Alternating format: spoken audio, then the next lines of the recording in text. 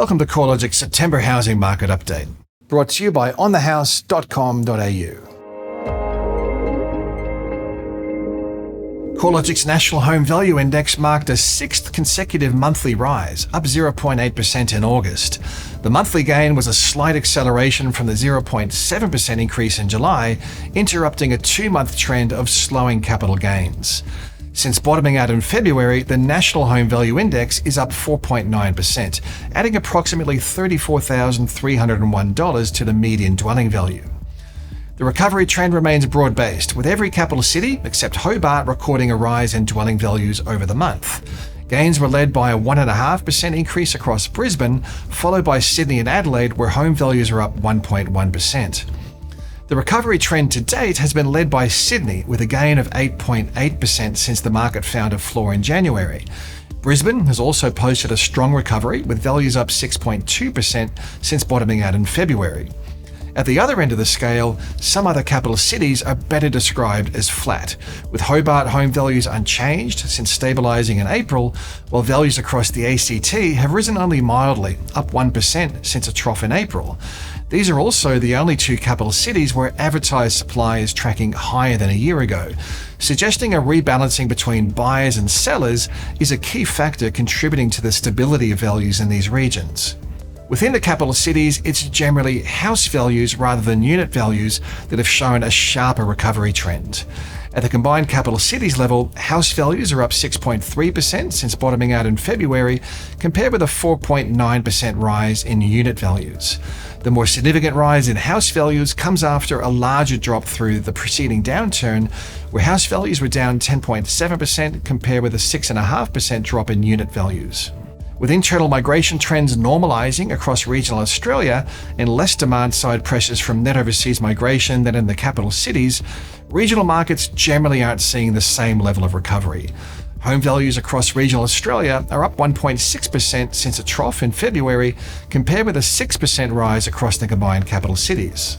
Conditions across each of the regional housing markets were mixed, with values down over the month across the non-capital city regions of New South Wales and Victoria, rising firmly across regional Queensland and regional South Australia, and holding relatively flat in regional Western Australia and Tasmania.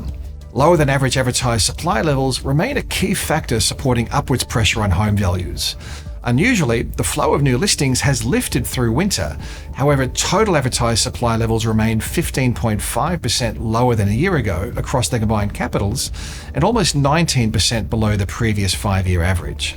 Across the capital cities, the most substantial rise in total advertised stock levels over the past 2 months has been in the ACT, where listings are 10.2% higher. Sydney and Melbourne have also recorded a noticeable lift in total advertised supply levels, up 9.8% and 8.3% respectively, although both cities continue to record stock levels that are lower than a year ago. Advertised supply levels remain remarkably low in Perth, Adelaide and Brisbane, where total listing counts are more than 40% below the previous 5-year average and continues to trend lower. Adelaide housing values are up 1.1% in August to a new record high. Over the past 5 years, Adelaide home values have increased by 49%. That's the largest across the capitals. Low advertised supply levels are a key factor supporting local prices, with listings almost 42% below the previous 5-year average for this time of the year. Adelaide is also recording the lowest vacancy rate of any capital city at just 0.4%. Such tight rental conditions is probably incentivizing more purchasing activity amid this ongoing rental crisis.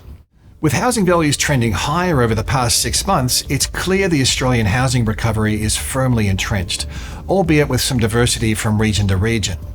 Of the 85 SA4 submarkets nationally, 65, or just over 3/4 of them, recorded a rise in home values over the 3 months to August. Areas where values were down over the quarter are primarily regional, with a skew towards regional Victoria and to a lesser extent regional New South Wales. Additionally, 3 of the 4 Tasmanian SA4 regions were down in value over the rolling quarter. Although housing values are broadly rising, some headwinds remain apparent. Rising stock levels will be one of the most important factors to watch over the coming months. The past 2 months saw a subtle rise in total listings in some regions, which has supported a deceleration in value growth. Spring and early summer have historically been more active months for property listings, and if the winter months are anything to go by, the spring selling season is likely to be a lot more active than last year. The recovery trend has occurred against a backdrop of relatively thin levels of purchasing activity. Buyers continue to face hurdles in accessing the housing market, especially from a credit perspective. Lending to borrowers with small deposits or high debt levels relative to their incomes has become an increasingly smaller portion of home lending. Additionally, borrowers continue to be assessed to service a new loan 3 percentage points above the current mortgage rate. For many borrowers, this means demonstrating an ability to repay their loan at a mortgage rate of more than 9%. Persistently low consumer sentiment is another factor dampening home buying activity. There's a strong and positive correlation between consumer sentiment and home sales. Until consumer spirits show a substantial lift, we're unlikely to see a material rise in active home buyers. With interest rates unlikely to reduce until well into 2024, more households are likely to be facing mortgage stress. The most recent data has continued to show mortgage arrears remain only slightly above record lows.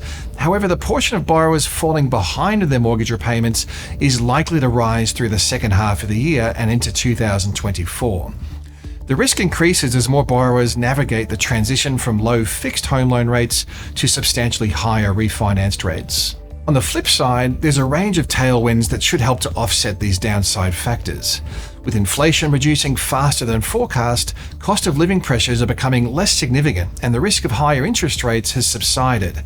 The combination of lower inflation and a growing expectation that interest rates have peaked should gradually boost consumer sentiment, helping to support high commitment decision-making such as buying or selling a home. Unemployment is forecast to hold below average levels. Although labour markets are forecast to loosen, unemployment is expected to remain well below the decade average of 5.4%. Housing demand from strong population growth is set to remain a feature over the coming years, and we're yet to see any material supply response. Net overseas migration is expected to hold at above average levels over the coming years, underpinning housing demand against a backdrop of persistently low dwelling approvals. The latest estimates from NIFIC forecast that Australia's housing sector will be undersupplied by around 175,000 dwellings by 2027, which will be another factor supporting housing prices over time. Clearly, there's a lot to stay on top of. You can keep up to date with all the property sector updates at the research pages of the CoreLogic website, corelogic.com.au.